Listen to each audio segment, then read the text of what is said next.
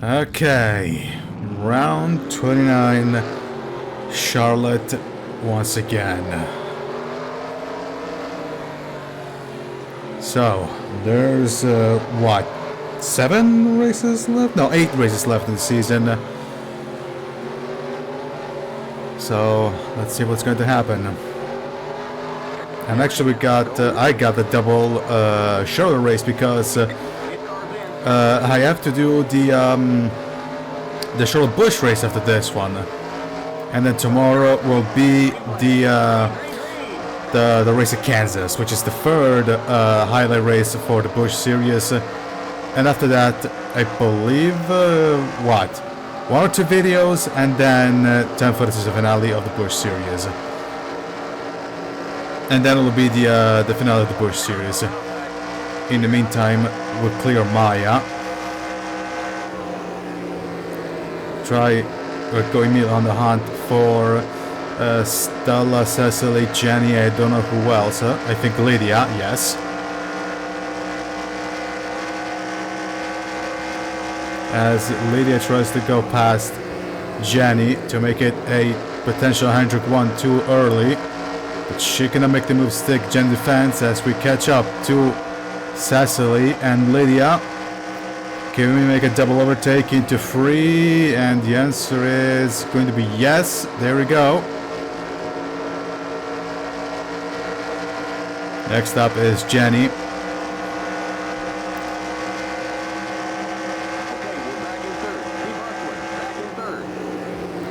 Okay, so down double crashing into her.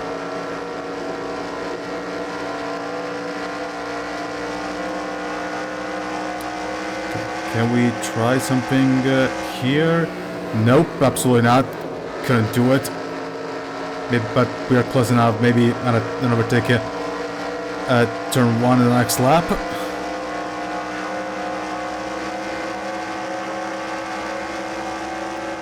There it goes, and nope, she blocks the door. Never mind. As Stella is pulling away, as there goes Lydia on the outside. Actually want to stick to her line. Let's see if I can defend.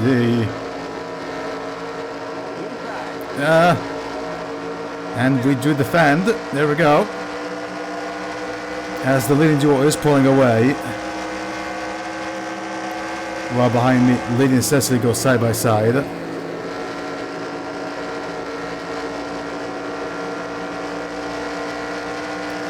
But yeah.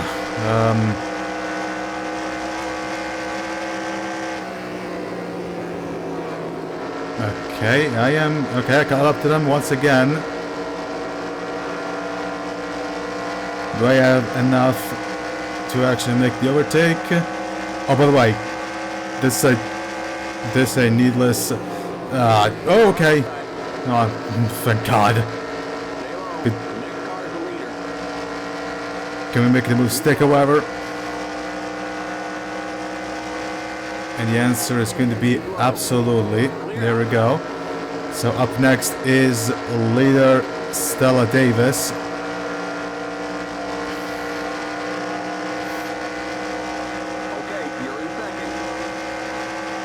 Now I know there's a bunch of things to talk about, but first and foremost I want to see if I can catch Stella and overtake her.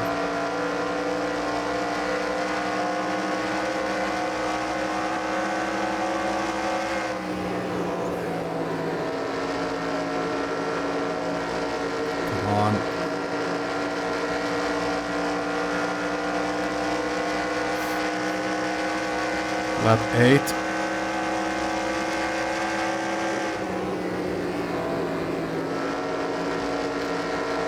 I believe third should be. It's a red car, but I want to say that's Maya. That definitely doesn't look like this fourth.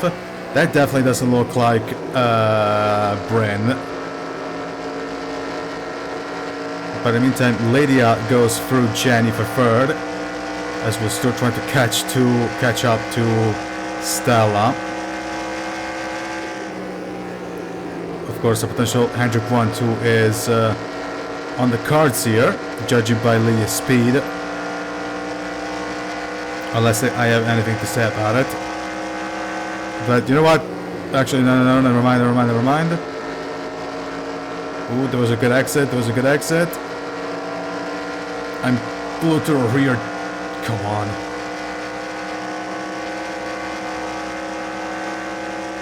And I cannot make it stick, or maybe I can.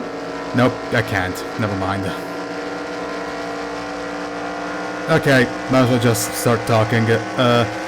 First and foremost, I forgot to mention it yesterday, but rest in peace, Michael Annette. And second, Lando Norris is your 2025 Formula 1 World Champion, which, for the purposes, now, before anybody says anything, I have absolutely nothing against Lando, but I know a lot of people that do, and in all fairness, Lando with the title did suck because Verstappen, because this would have been possibly the best comeback in Formula 1, at least one of the best comebacks in Formula 1 history if Verstappen actually pulled through. Still cannot find a good place to overtake.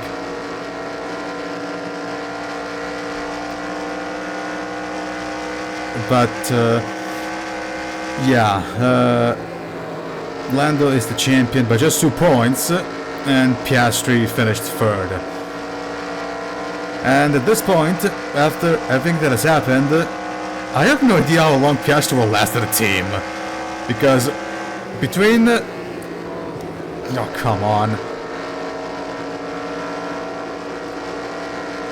Because between this season that has gone completely down the drain for him, and of course the lawsuit of Alex Palou against McLaren, where we revealed that Palou was supposed to be the Norris teammate and not Piastri.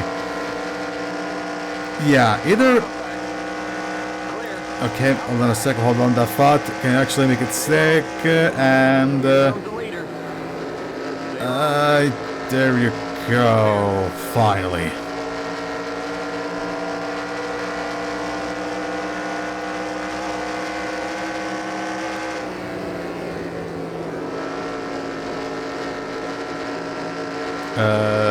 Was talking about that, yeah.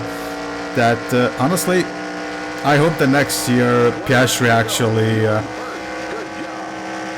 actually comes back stronger out of this, and actually proves that, first and foremost to Palou and the rest of McLaren, that,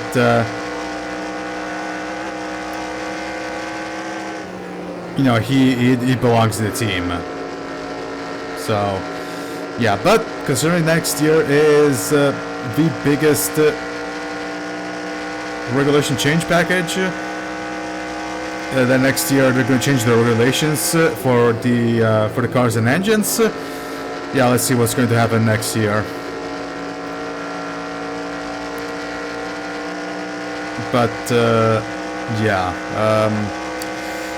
and with this, I guess we can officially confirm 2025 has been the year of disappointments, because Formula 1, I already said it. MotoGP, it was the Super Marcus Brothers Super Show, and also put Bagnaia into potential fraud watch. Then Sebastian Ogier won his ninth WRC title with a which it's cool in itself, but the problem is that he apparently did a part-time season, part-time with multiple quotation marks, because the dude did literally every single rally bar free. There's 14 races. There was 14 rallies this year. He only did 3. He only missed 3. Spoilers: Sebastian Loeb won a championship like this. So, yeah.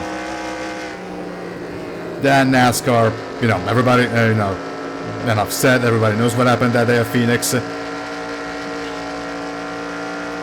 And then what? IndyCar. We mentioned Palou. We're gonna mention him again. It was basically Polo car and nothing else. Then what?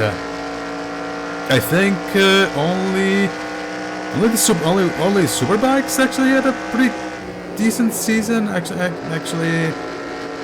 had a season that had a season that can be considered satisfying. So yeah. Oh, and Turismo Carretera. All Agustin Carapino needed was to win his heat race to clinch the championship. So basically, the rest of the weekend absolutely did not matter, because all Carapino needed was just to win his qualification race, and he got it.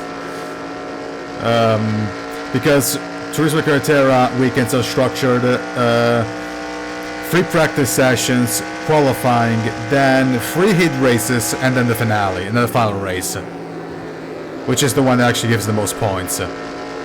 Although heat races do give points as well for the first 10, if I remember correctly. But yeah, Canapino claimed his 5th TC Turismo Carretera crown, which puts him 1 away from Juan Maria Traverso and 2 away from Guillermo Ortelli, who, to put it in NASCAR terms, are the Argentinian equivalents of Dale Earnhardt and, I guess, Jeff Gordon.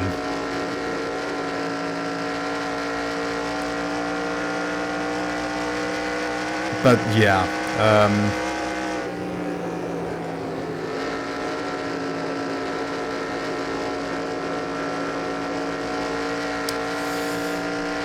yeah, so 2026 is going to be an interesting year, because again we got the change in the cars for the aerodynamic change, rule changes as well as the engines. Of course, Audi and Cadillac come back. Cadillac and Audi actually enter, not come back. Ford comes back as an engine supplier.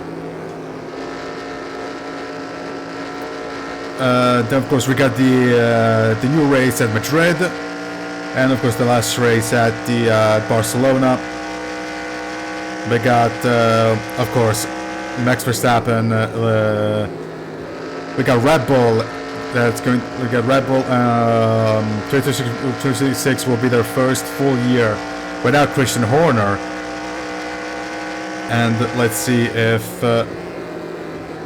The form that we have seen Red Bull in after Horner was out, then they got the new guy, Laura Mekies, I think it was. I think it was Laura Mekies.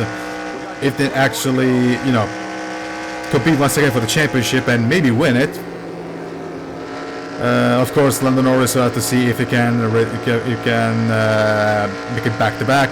Piastri needs to prove to the world that not only the world but also Alex Palou, that he has to prove everybody wrong, especially Palou. Ferrari need to bounce back from a terrible season. Aston Martin could be interesting to see, considering that Adrian Newey is going to work for them. And 2026 is going to be a very interesting year.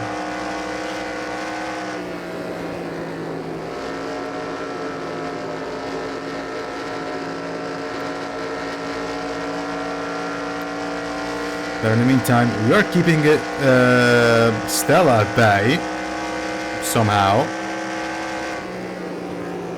We are 8 laps to the end.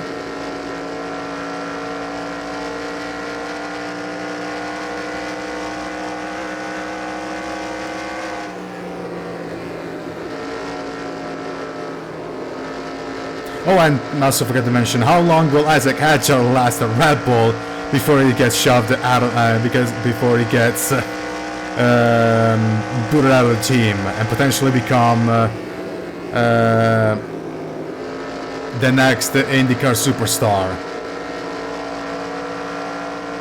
Speaking of IndyCar, watch Mick Schumacher do the absolute funny and win both the Indy 500 and the championship in his first attempt. Okay, he's racing at Ray. Okay, I know that he's racing at Ray Hall, but still, that would be fucking hilarious.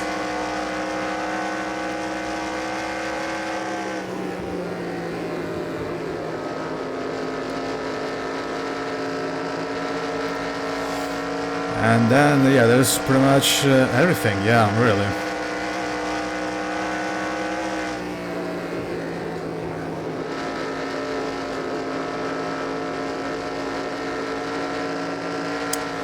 In the meantime, 5 laps to go. Oh, and I know a comment asked in one of the Awusko Continental rerun videos that I made public, asking when does the Kamakura Saga reboot begin, and that will start as soon as Turismo Carretera is done. As soon as TC USA is over, I'm going to start with that one. And speaking of TC USA, DT Designs, the guy that did the 2025 Citizen car set, the one that I'm using for TC USA, is going through another big time project, and that is to redo every single scheme for repaint, repaint alternate schemes for the years 2003, 2004, and 2005. He did it before, but I'm pretty sure he only did the main schemes. Well, for this one, it's going to be a lot more thorough. So, yeah, that's going to be interesting to see when it comes up. Right now, he's at relatively good. Is a relatively good spot for 2003, but still playing a long way to go. But yeah, honestly, I cannot wait for the. I cannot wait for the finished product. I mean, the 2025 set is pretty impressive. So, yeah, let's see what he made up, what he cooked up for the alternate scheme verse, as he called it, for 2003, and of course for 05. But yeah. In the meantime, last lap.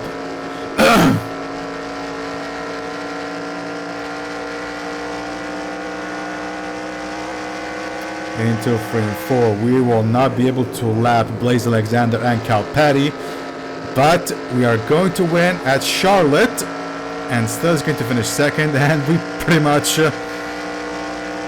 there we made a giant gaping hole between second and third, between us two and third. Oh wait, yeah, I was about to press ask again. So Lydia's third, Cecily's fourth, fifth is Sophia, I want to say? Yeah. I was oh Jesus. Come, okay. Calm your tits. And I believe after that is Bryn after Sophia? But still. The race is over. Come on in. I got to overshoot it. Yeah, kind of. Okay. Alright, so. We win at North Foxborough, sure. We win at Charlotte. Second is Stella. Then is Lydia, Cecily, Sophia, Bren, Jenny, Ami, Maya, and Team Steel. Summer finishes in 12th. Grant in 13th, Kashmir Takashi in 14th, Nathan in 17th, Faye 19th and in 20th, and Lillian, I want to say, in Lamakoro 25th, Lillian finished 31st. And of course, Cal Petty almost got lapped. Cal Petty, and that was a voice crack. Cal Petty and Blaze Alexander almost got lapped, but yeah. Not much to say here. Honestly, this was a much more exciting race than I expected. But yeah, good race nonetheless. So let's see what happened in the standings, shall we? And so that was our 9th win of the season. Bryn still leads 153 points away from Sophia. We have closed the gap to 81 points and increased the gap to 28 from Cecily. Third is Lydia. Then is Jen, Stella, Rachel, Ami, and JDS, Jessica the Shields. Then let's see. Biggest winner immediately, it's Summer, who is now in 4 positions, and now she's in 45th. 45th, yeah. And biggest losers are Chad Little and Casey Elliott, who both lost 2 places. Next up, it's the debut race at Kansas, and there's going to be some more news in relation to 2002. And no, it's not going to be any driver replacement, although I will take care of that at the Kansas Busch race, actually. But this is a completely different thing. So, yeah, let's see what's going on. So, stay tuned for that. But from this video, this is going to be it. If you liked it, give it a like. If you want to see more content like this, subscribe and click the notification bell so you get the next video drops. And I have nothing else to say other than see you next video, everybody. This is Alpha, signing out.